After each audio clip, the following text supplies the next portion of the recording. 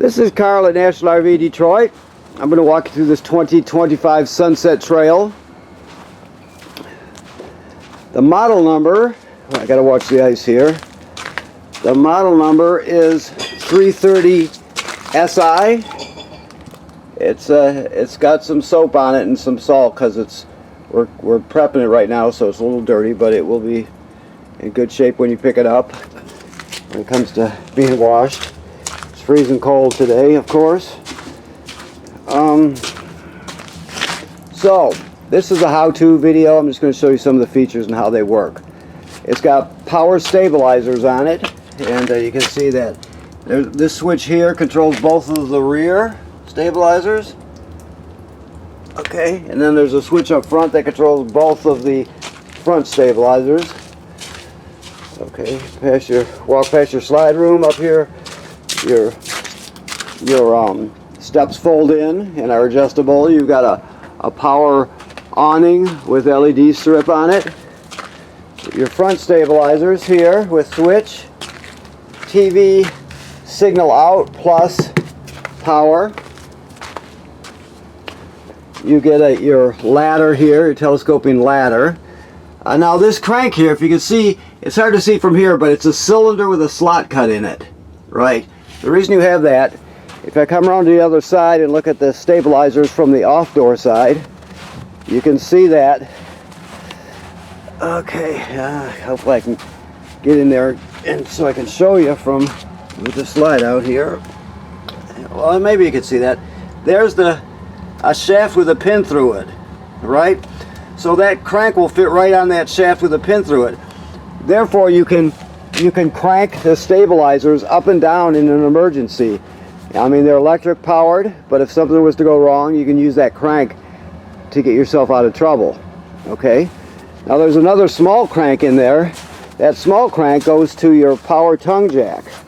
If you were to get into trouble and it was to stop working for some reason, you can pull this plug, put the smaller crank on there, and you can raise and lower your tongue jack manually to get yourself hitched and unhitched in an emergency. So that's why you have the two odd shaped cranks, or not typical 3/4 inch cranks. Okay.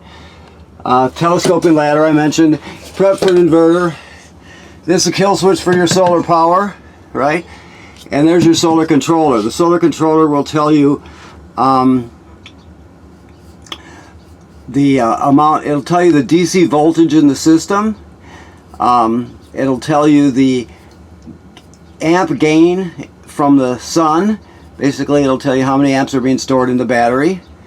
That depends, of course, on the time of day, the weather conditions outside, the position of the trailer in relationship to the sun.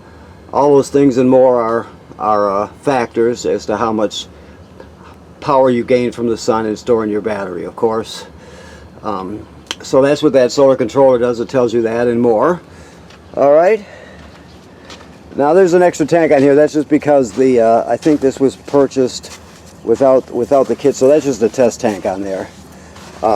This little hookup here is for a solar battery charger kit. If you were to purchase a kit, it's pre-wired for it, and you just plug it in there, and you could charge your battery with this small remote kit. Okay, stowable kit. You have a deep cycle marine battery, of course.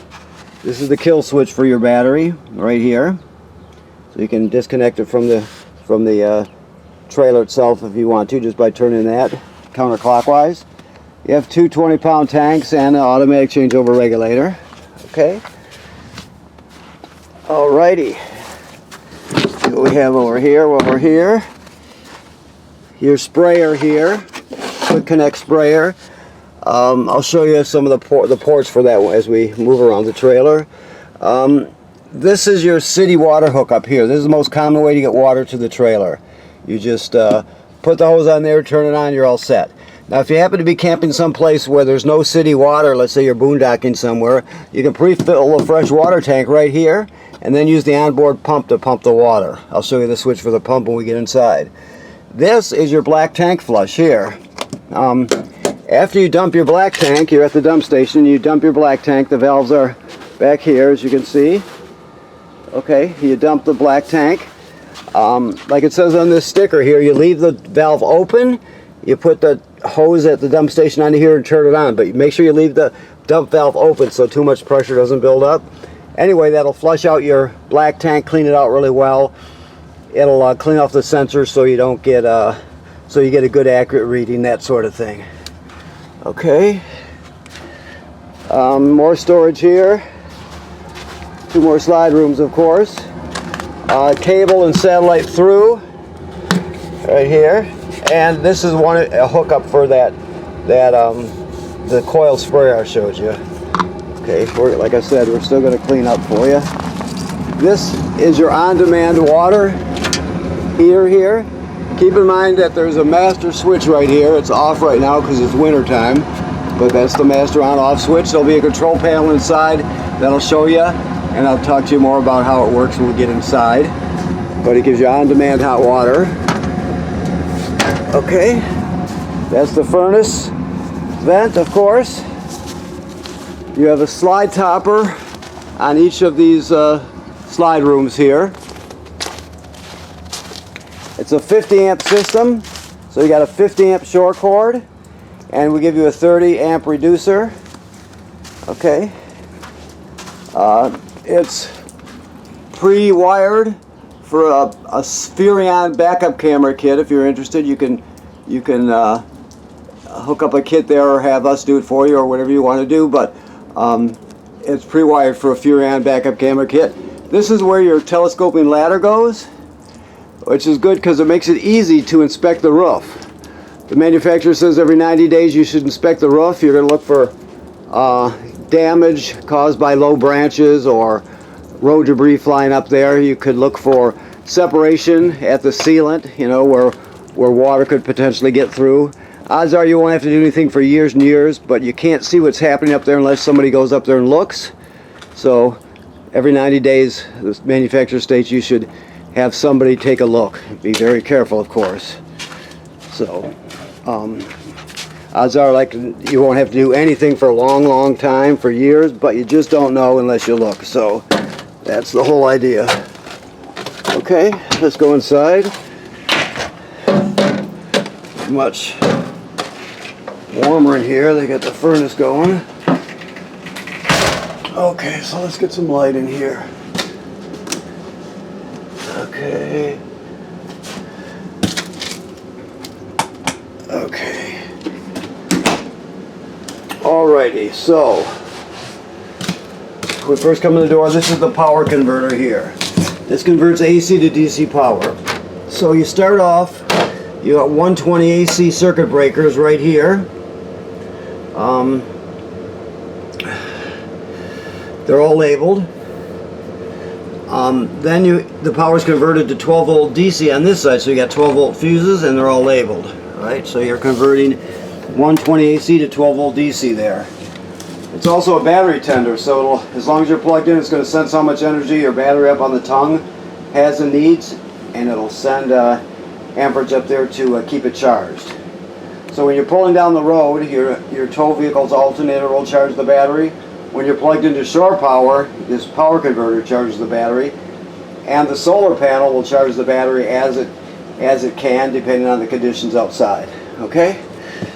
This is your control panel here. You have your 3 slide rooms here and your power awning here. Never leave the power awning out unattended. If you leave it out, you're going to have an issue eventually caused by the wind and weather. So if you're not going to be at the campsite, roll it in. Lights. This is your water pump here. We talked about that. That's used to pump water out of the fresh water tank if you don't have city water. It's also used to winterize the trailer. This has tank heaters on it, so all your holding tanks have heating pads on it. That's how you turn those on. That extends your camping season, basically. So it has to get much colder in order to freeze your tanks. So that's what that's for. Then of course you have your battery and your fresh water and your black tank and your gray tank, and they graduate up in 1/3 increments.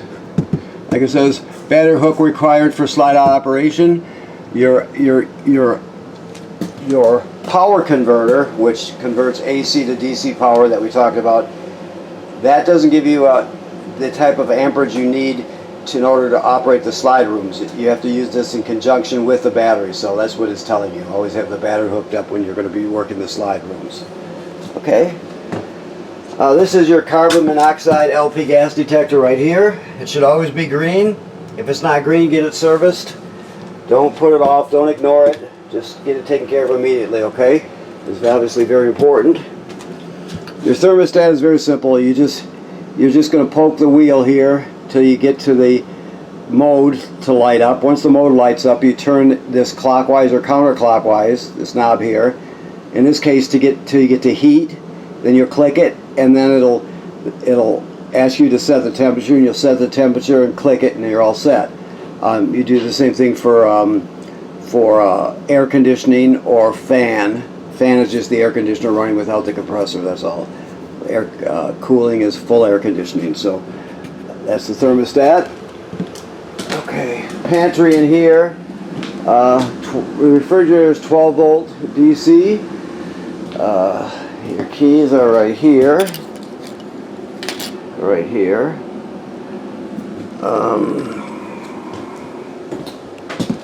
Microwave works like any other microwave. Range hood with vent and light. Okay. Your oven and cooktop, your range. You have a sparker here. You turn it clockwise to spark it. Then you have 3 knobs here for your 3 burners. And then the 4th one is for the oven. I don't know if he's there. It's that simple. You just turn this clockwise to spark it.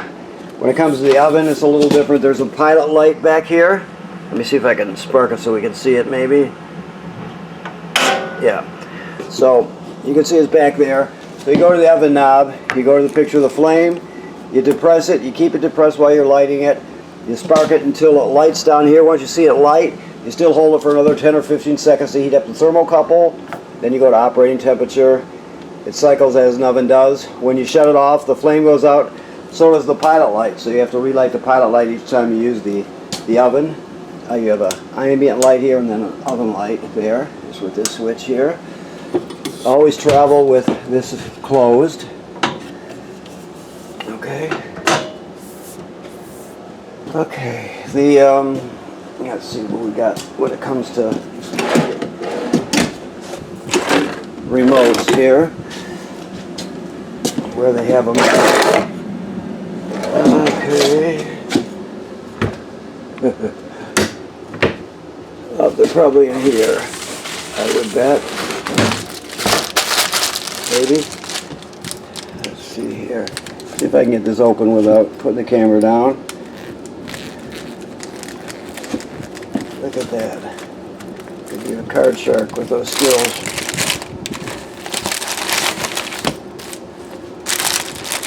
So this is your fireplace remote. And oh boy, let me look around a bit. If I don't come up with the TV remote quickly, I'll find it for you. I'm not going to waste too much time looking for it right now. Okay, so when it comes to your fireplace, you can use the remote or you can use the controls right here. You see right there. Now you see that right now there's nothing there. Then first you click it once and it says L for low and then H for high. That's the fan speed. It's really kicking out the heat right now. Then you can change the color here. Do what you want to do. There's a timer here, so you can set the timer so you can turn it on and turn it off automatically. And of course the last one is the on-off switch. So it runs on AC power, campground power, so on those days where it's not quite cold enough to run the furnace, you don't have to waste your limited supply of LP. You can just run this and take the chill out of the room. Okay. Still thinking about that remote. Okay. Okay, so let's see, does this pull out? Yeah, this swivels out. You can see there's a swing out bracket for it, for the TV. This TV is not just a TV, it has FM radio, it has Bluetooth so you can stream wirelessly, use your phone and stream through your TV. It has HDMI's on the front and the rear, so if you wanted to put like a portable Blu-ray player or something, hook it up to it, it's very simple. You got 2 speaker zones inside and outside, so it's got everything you need and then some. When it comes to your hide-a-bed here, you pull these cushions off, set them aside, then you're going to grab it down here, you're going to fold it out, drop the legs on it, flip the back down, and you got a 3-panel hide-a-bed. Of course, your seats, you have a footrest and a backrest that moves, like a typical recliner. When it comes to, let's see here, what we got going here. So you have a little storage underneath the chairs, cushions. You have, let's see what this is here.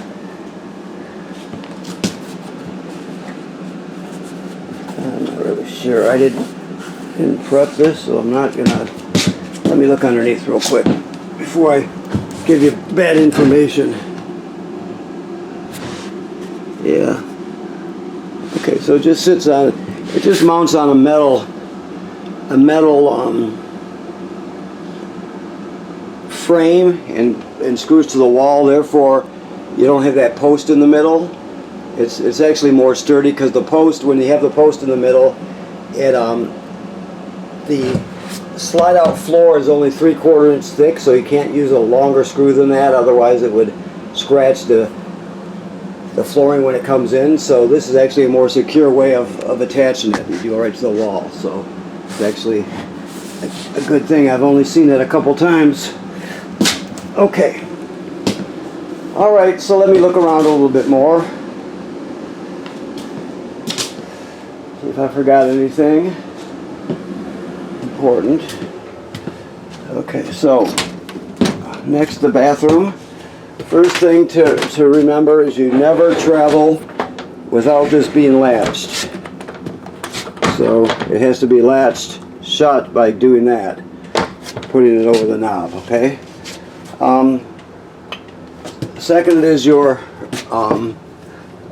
on-demand hot water. So this is obviously, it's turned off at the master, and I can't show it to you because there's antifreeze in the system, but I can talk you through it. So this button here just changes from Celsius to Fahrenheit. That's all it does. Here's your on and off, so you would turn it on. As soon as you turn it on, it'll probably say 120, which is 120 degrees. That's what it's set at. You go up and down here. Some people set it at 115. It can be set at 120, whatever, but it's generally within that range, right? So once it's on, as soon as I turn on the hot water tap anywhere, any one of the taps or faucets, you'll see a wheel will start turning, then a flame will start, a picture of a flame animated will start moving. Then you'll see the temperature start to rise. It'll go up really quickly to your preset temperature, 115, 120, whatever you have it set at. And then you're at temperature, and you get non-stop hot water at that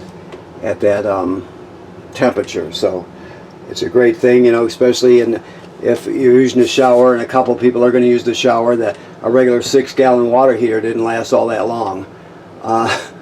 This, you can take a decent shower without running out of hot water, so it's a good thing. This is a GFCI here. They're all the plugs in the trailer. There's going to be probably 2 in this trailer, 2 GFCIs I mean, but all the plugs, even the one on the outside, are wired to a GFCI. So keep that in mind. If you're using a plug outside that pops, think GFCI. You come in here and look at them to see which one's tripped. Anytime you have a problem with your receptacles, first thing you're going to think is GFCI and see if any of them are tripped. Okay, there's only, like I said, there's probably 2 in this trailer. So your toilet has a flush pedal, which is right there, if you can see that. And like all RV toilets, it sits right over a black tank. Okay. Okay. So when you get to the campground, you hook up your power and your water, of course. Then you'll come into you'll come inside and you'll put a dose of chemical right in the bowl. Then you'll stand on the pedal and hold it down till at least a gallon of water along with the chemical goes into the tank below. Then it's ready to be used. You can use more than a gallon of water, but don't use less. Most people will probably use more than that gallon. It's up to you. But if you don't do that, it's considered using it dry. And if you don't do that, it'll get clogged up. It'll smell terrible. It'll just be a real mess. So you always want to start off with a dose of chemical and at least a gallon of water. If you were going to stay at the same campground, for example, for say another week, but you had to dump your black tank, you would dump it, then you would repeat the procedure with a dose of chemical and at least a gallon of water. So anytime you're going to use it after it's been dumped, you gotta put chemical and water in it. Okay. Alrighty, so here we go with your bedroom. So we've got sliding doors here. Always have the sliding doors latched. Like I mentioned, this is always going to be latched. Let's see if I showed you that. That's going to be latched. Always, any sliding door has to be latched also, so it doesn't get damaged. Emergency window here. You got a wardrobe here. Okay. Pretty basic. Or not basic, but pretty self-evident, I mean. And you have this light. You can set this light for motion control or just on or just off. 3 options. It's got a magnet holding it. A storage under here, I would think. Let's look. Yep. And these are straps for your chairs. You want to strap your chairs just so you can't stop them from moving. I'm talking about your dinette chairs. You can't stop them from moving, but you just want to stop them from bouncing wildly around in case you hit a wild bump. You don't want to break a window or put a dent into something. So those are the straps for them. Okay. And of course your dresser, and you've got TV hookup here. This you always want this green light on. I can shut it off by doing that. But you always want it on because that's your digital antenna, so that turns it on. Okay, so you got hookups here, and there's a backer plate there for a bracket. Okay, all right. I think that covers it. Second air conditioner. The controls are right on the AC. It's self-evident stuff. Okay. Alrighty, so I think that covers it. Let me look as I walk out here.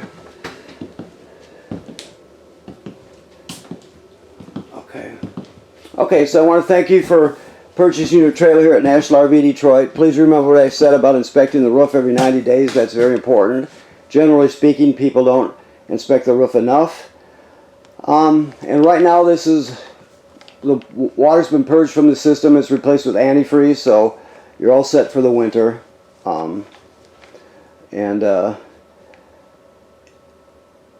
You do, like I said, you do have the heating pads for once you start camping, so you can go out earlier in the spring than you normally would because you're going to have that protection there, and you can stay out later in the season because of the heated pads also. So, okay, so when you pick up, if you have any other questions, we can talk about it, and we'll go over anything you need to go over, and we'll make sure you have a good understanding of the trailer, and we'll see you then. Thank you very much.